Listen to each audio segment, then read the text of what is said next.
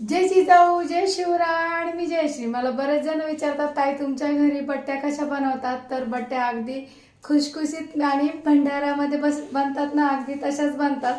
तर त्यासाठी काय करायचं, आणि ह्या बट्ट्या कोणीही बनवू शकतं, काही एक्सपर्ट नाही लागत, फक्त त्याचं पीठ बनवता आलं पाहिजे.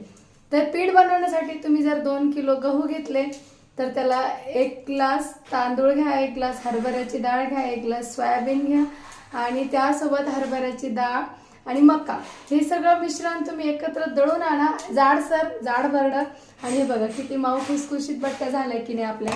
आणि त्या एकदम असं ज्यांना दात नाही ना ते पण खाऊ शकतात. ते बघा एकदम असं ठिसूळ बनतात, आहे की नाही एक नंबर.